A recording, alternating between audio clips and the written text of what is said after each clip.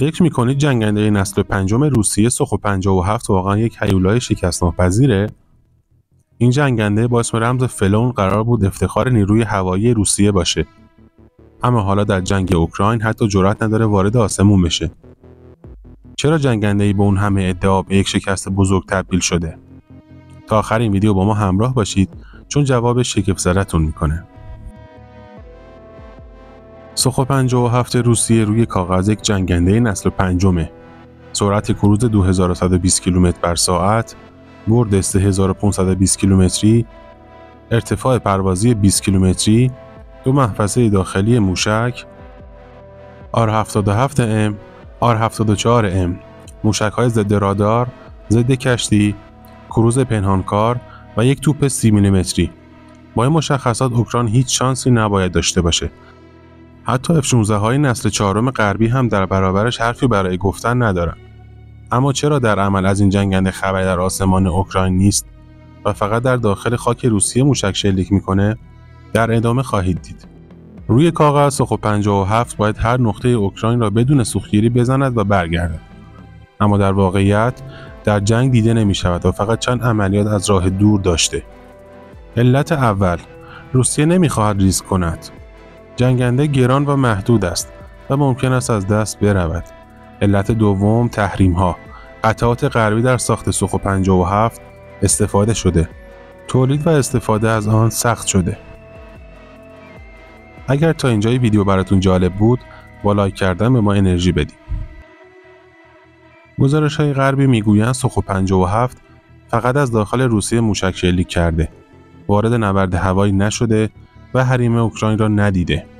این جنگنده قرار بود پنهانکار باشد، اما سطح مقطع راداری‌اش شبیه نسل چهارم هاست. حتی تا 10,000 برابر بزرگتر از جنگنده‌های آمریکایی دیده می شود. روسیه به جای طراحی بدنه جدید از طرح قدیمی سوخو 27 استفاده و فقط کمی تغییر داده. فقط به خاطر اینکه هزینه‌هاش کمتر بشه. سوخو 57 نصف نیمه طراحی شده. این تازه نصف ماجراست. پس تا انتها با ما همراه باشید.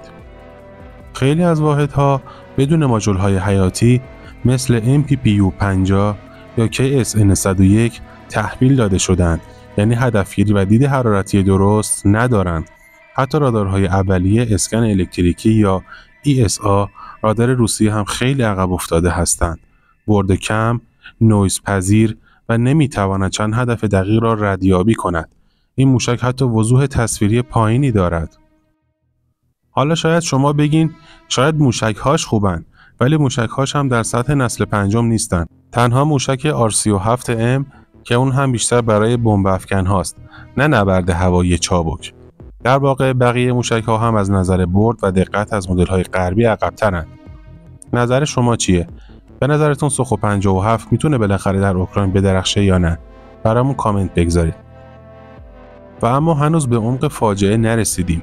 خیلی از سوخو 57 ها یا اصلا موتور خوبی ندارن یا هنوز موتورشون کامل نشده. موتور پیشرفته AL51 F1 هنوز آماده نیست. موتوری که به پنهانکاری جنگنده کمک میکنه و نسخه های فعلی مجبورن با موتور ارتقا یافته سوخو 35 پرواز کنن. این یعنی پس‌سوز، رد حرارتی زیاد و از بین رفتن پنهانکاری. از طرفی فساد و اختلاس در پروژه باعث شده بودجه توسعه درست و حسابی هم نباشد. حتی در نمایشگاه‌های ژوئن چین هم کیفیت ساخت مسخره شد و هند و چین از خریدش صرف نظر کردند. اوکراین هم یک بار روی زمین یکی از آنها را زد. روسیه حالا محتاط‌تر از همیشه از سوخو 57 مثل یک سکوی پرتاب موشک استفاده می‌کند، نه یک جنگنده نسل پنجم واقعی. جنگنده‌ای که قرار بود پرچمدار نسل پنجم روسیه باشد، در عمل به یک ببر کاغذی تبدیل شده. مجبور شدن دیر و ناقص وارد جنگش کنند و هنوز هم از خطر دور نگهش می‌دارن. شاید خیلی زود خبر سقوط یکی از این جنگنده‌ها رو هم بشنویم. اگه این تحلیل براتون جالب بود، ویدیوی قبلی ما درباره موشک وحشی ایرانی که به نیروهای خودی برگشت رو از دست ندید. اونجا هم یک ماجرای جنجالی و عجیب در انتظار شماست.